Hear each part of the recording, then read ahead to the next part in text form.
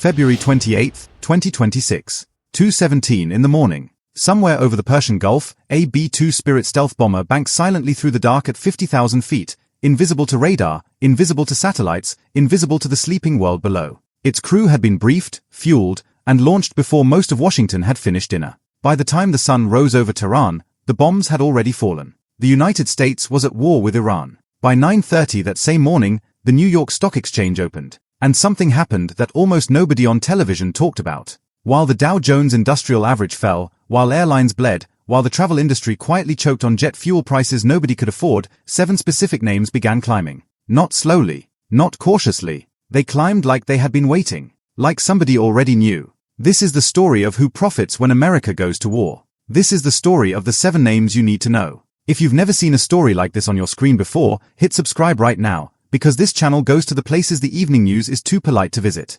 Subscribe, and let's begin. The first thing you need to understand is the scale of what happened in the first 100 hours of Operation Epic Fury. A think tank estimated the United States burned through $3.7 billion in weapons alone in that opening window. According to U.S. Central Command, more than 20 distinct weapon systems were deployed across air, sea, land, and missile defense forces simultaneously. Tomahawk missiles, THAAD interceptors, Patriot batteries, B-1 bombers, B-2 stealth bombers, F-22 Raptors, F-35 Lightning II fighters, EA-18G electronic warfare jets, MQ-9 Reaper drones, low-cost one-way attack drones called Lucas. Each of those weapons has a manufacturer. Each of those manufacturers has shareholders. And every single one of those shareholders woke up on March 2nd substantially wealthier than they had gone to sleep on February 28th. The question nobody on cable news asked out loud was devastatingly simple. Who ordered these weapons? Who built them? And who cashed in? Name number 1. Lockheed Martin. On the morning of March 2nd, 2026, Lockheed Martin stock opened up 3.4% in the first day of trading since the war began. But that single morning tells only the smallest part of the story. Since the beginning of 2026 alone, as tensions between Washington and Tehran had been visibly escalating, Lockheed stock had already climbed nearly 40%. In all of 2024, Lockheed Martin generated $68.4 billion in defense revenue. That is not $68 billion in total business. That is $68 billion from governments paying for weapons. 74 cents of every dollar Lockheed Martin earns comes directly from U.S. government defense contracts, which means it comes directly from American taxpayers. And what exactly was Lockheed selling in Iran? The THAAD Interceptor, Terminal High Altitude Area Defense, is a system designed to shoot down ballistic missiles. Each THAAD interceptor costs $12.77 million. One interceptor, for one missile. In January 2026, just weeks before the war began, Lockheed Martin signed a deal with the Pentagon to quadruple THAAD production from 96 to 400 units per year. At the time, the public explanation was general readiness. In hindsight, the math writes itself. They also make the Patriot missile itself, at $4 million per shot, and the F-35 Lightning II stealth fighter that flew over Iranian airspace on the opening night of the war. Lockheed Martin's stock has risen 37% since March 2023. While gas prices rose, while grocery bills rose, while American mortgage rates jumped sharply in the first days of the conflict, Lockheed shareholders were having the best quarter of their lives. Name number 2. RTX. The company formerly known as Raytheon. RTX stock rose 4.7% on the first day of trading after the Iran war began, and it didn't stop there. Over the 3-year stretch from March 2023 to March 2026, RTX posted the single largest stock gain of any major U.S. defense company, up 110%. In 2024, RTX generated $43.6 billion in defense revenue. Their primary product in the Iran conflict is the Patriot radar and ground system, the targeting brain that Lockheed's missiles plug into. The complete Patriot battery is a partnership between both companies, and in war, that partnership is extraordinarily lucrative. Here is the detail that stops the room. In one documented incident during the Iran conflict, 11 Patriot missiles were fired to intercept a single Iranian missile. 11 missiles at $4 million each to stop one incoming round. That is $44 million spent in roughly 30 seconds. And for the shareholders of RTX and Lockheed Martin, that $44 million represented pure, instantaneous revenue. Raytheon also manufactures the Tomahawk cruise missile, among the most heavily deployed weapons in the opening strikes on Iran. Between 2015 and 2025, RTX returned $57 billion to its investors through stock buybacks and dividends. Not to workers. Not to factories. Not to the American military stockpile. To shareholders. While Trump would later order the company to stop buybacks and invest in actual manufacturing capacity, by then the pattern had been running for a decade. Drop a comment below right now and tell me where in the world you're watching this from. This story is global, and I want to know who's seeing it. Name number 3. Northrop Grumman. On March 2, 2026, Northrop Grumman stock did something the other defense companies did not. It surged 6% in a single day, the largest single-day gain of any major Pentagon contractor since the war began. The reason was sitting on the runway at Whiteman Air Force Base in Missouri. The B-2 Spirit stealth bomber, the aircraft that crossed 50,000 feet of darkness to deliver the opening blows on Iran. Northrop Grumman builds the B-2. Each B-2 costs the American taxpayer approximately $2 billion to purchase and more than $150,000 per flight hour to operate. The fleet that struck Iranian nuclear and military facilities on the opening night of Operation Epic Fury was essentially a fleet of flying stock certificates, each one producing a return for Northrop shareholders every time it left the ground. Since March 2023, Northrop Grumman stock has risen 60%. In 2024, the company generated $37.9 billion in defense revenue. The company's CEO had publicly stated in January 2026 that a deal to accelerate production of the next-generation B-21 Raider bomber could be reached within months. That was January. The war began on February 28. The B-21 contract conversation has not slowed down since. Northrop Grumman does not just build bombers. It provides the radar technology aboard the E-3 Sentry AWACS surveillance aircraft that directed traffic in Iranian airspace during the conflict. It is the backbone of the electronic architecture of American air war, and when American air war begins, Northrop Grumman shareholders are the first people in the world to know it financially. Name number 4. Palantir Technologies. And this one is different from all the others. Palantir's stock jumped 15% in the single week following the start of the Iran war, its best weekly performance since August 2024. That alone would make it a story. But the full story of Palantir's role in the Iran conflict goes far beyond a stock ticker, and it is one of the most disturbing conflicts of interest in the entire war. Palantir builds AI data analytics systems used by the US military and intelligence agencies to process and act on battlefield information in real time. In the Iran conflict, the company was reportedly providing real-time AI targeting by integrating classified data from satellites, surveillance networks, and intelligence feeds through a system called Maven Smart System. But what investigators and journalists began uncovering in the days after the war started was something older. Palantir had, since 2015, operated a platform called Mosaic, a $50 million AI system that processed approximately 400 million data objects including satellite imagery, trade logs, metadata, and social media feeds from inside Iran on behalf of the International Atomic Energy Agency. In June 2025, Mosaic flagged an apparent surge in enriched uranium at Iranian facilities. That assessment reportedly formed the core of Israel's intelligence case against Iran. Israel struck the day after the IAEA passed a non-compliance resolution. Trump authorized strikes on Iranian nuclear facilities shortly after the war started. And who profited from the war that Palantir's own AI system helped to justify? Palantir Technologies. Palantir's 3 most prominent figures had each publicly advocated for military confrontation with Iran before it happened. CEO Alex Karp, in an August 2024 interview, said the United States would very likely face a 3-front war against Russia, China, and Iran simultaneously, and argued that autonomous weapon systems, the kind Palantir builds, would be decisive. Co-founder Joe Lonsdale went further, urging preemptive strikes on Iranian nuclear infrastructure and expressing excitement about investing in Iran after what he called anticipated regime change. Co-founder Peter Thiel framed Iranian nuclear acquisition as a catastrophe requiring preventive action. The company that built the analytical tool used to assess Iran's nuclear threat also provides military AI targeting for the strikes that followed. Palantir signed a strategic partnership with the Israeli Defense Ministry in January 2024, committing to provide technology for war-related missions. By the first week of March 2026, Palantir's valuation had exceeded $300 billion.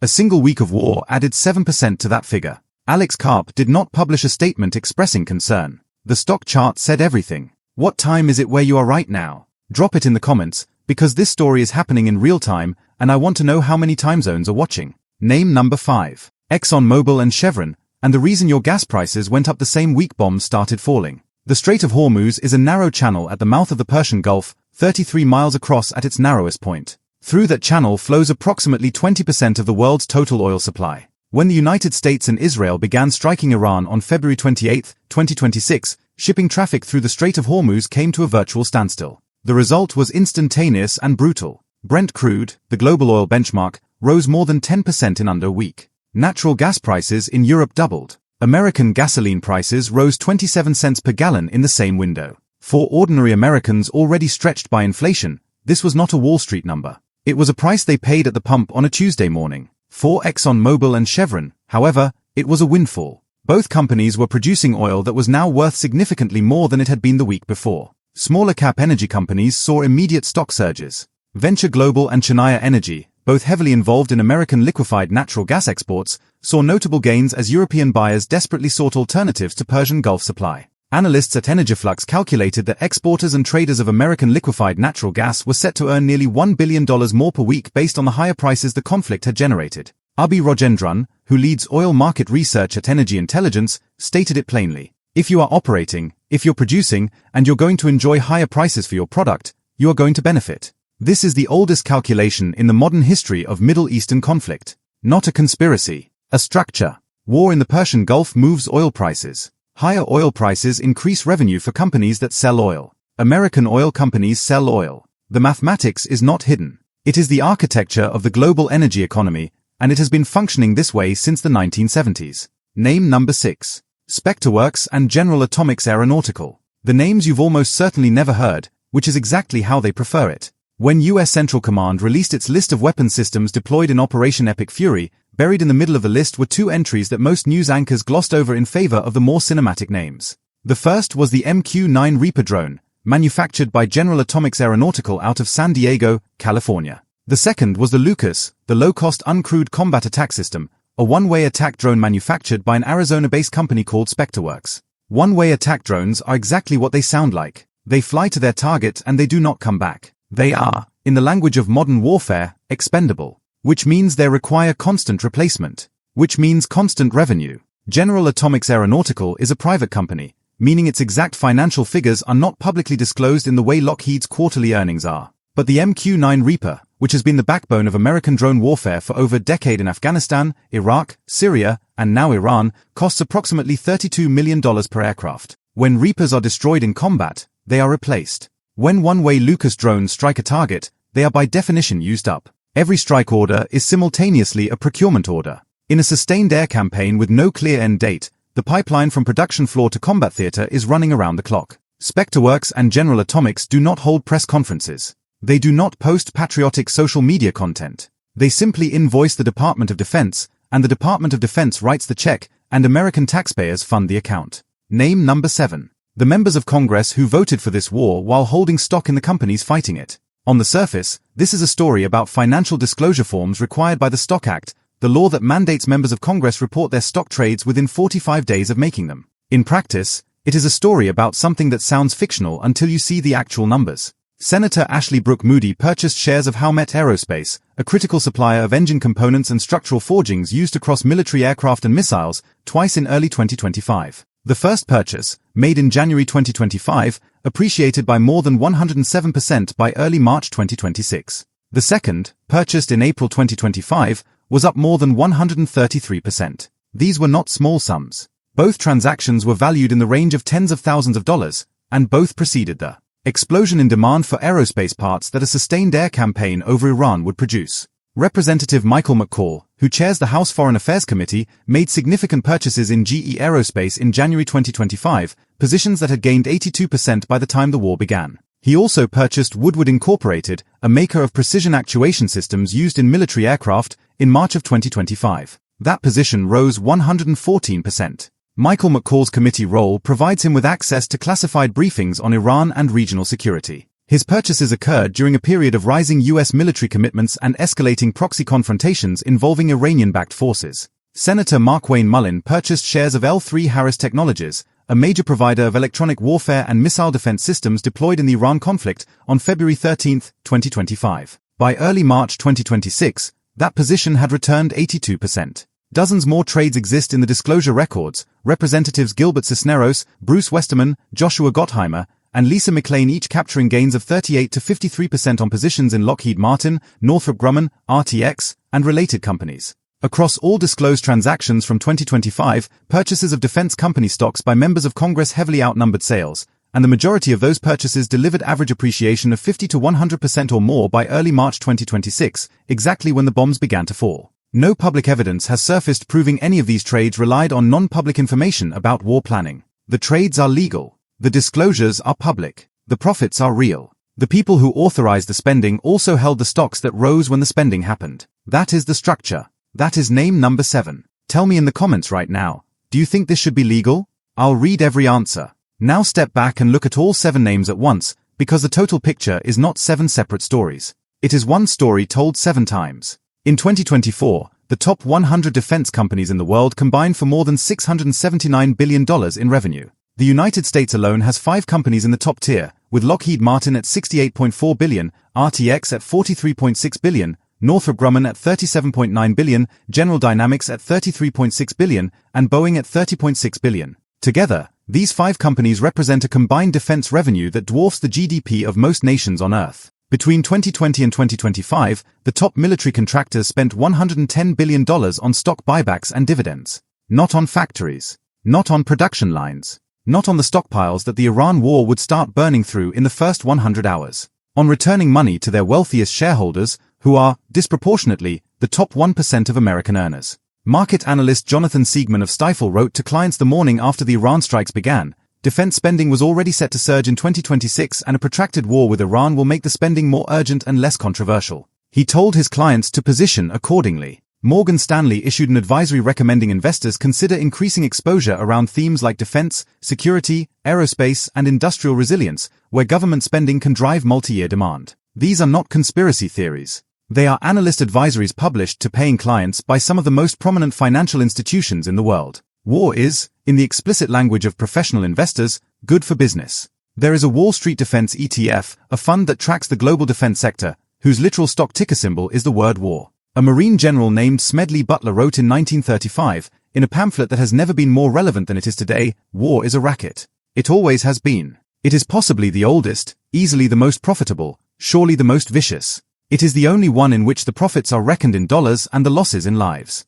Butler had won 2 Congressional Medals of Honor. He had spent 33 years in the Marine Corps. He had, he said, spent most of that time as a high-class muscleman for big business. He was not an outsider making accusations. He was an insider confessing. What Butler described in 1935 is not a relic. It is an operating system. The companies are different, the weapons are different, the surveillance is digital and the drones are autonomous, but the structure is identical. A conflict begins. Weapons are consumed. Contracts are issued. Stocks rise. Dividends are paid. The men who sit on the committees that authorize the spending hold the stocks that rise when the spending happens. The people who built the AI system used to justify the intelligence case are now providing real-time targeting for the strikes that follow. And in the Strait of Hormuz, 20% of the world's oil backs up behind a narrow channel while the companies that sell American oil to a frightened global market watch their revenue swell. The war cost $3.7 billion in its first 100 hours. The U.S. stockpile of precision-guided missiles was reportedly burning through reserves at a rate that defense industry lobbyists described as a crisis within 6 days of the opening strikes.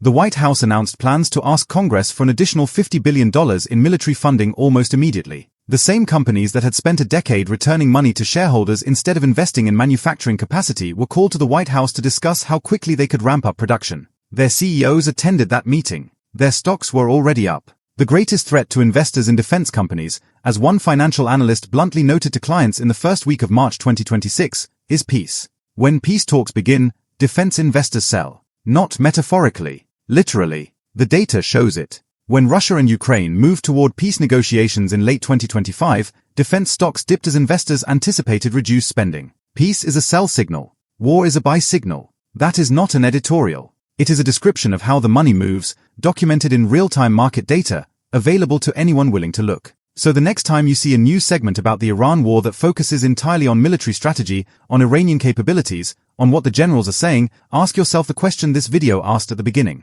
Who profits? And now you know 7 names. Lockheed Martin, which quadrupled THAAD production weeks before the war and whose stock rose 40% in 2026 alone before the first bomb fell. RTX, which returned $57 billion to investors over a decade while the stockpiles it was supposed to keep full ran dry in less than a week. Northrop Grumman, whose B-2 bombers crossed Iranian airspace at midnight and whose stock gained 6% before breakfast. Palantir, whose AI platform reportedly helped build the intelligence case for the war and whose CEO predicted it, whose co-founder said he was looking forward to investing in Iran after regime change, and whose valuation crossed $300 billion on the back of it. ExxonMobil and Chevron, whose product became worth 10% more the moment the Strait of Hormuz went silent, while you paid 27 more cents for every gallon of gas on your way to work. SpectreWorks and General Atomics, the quiet drone makers, whose one-way weapons require constant replacement by design and who invoice the Pentagon every time a Lucas hits a target. and the members of Congress who hold the committee seats that authorize the war spending and hold the stock positions that rise when the spending is announced.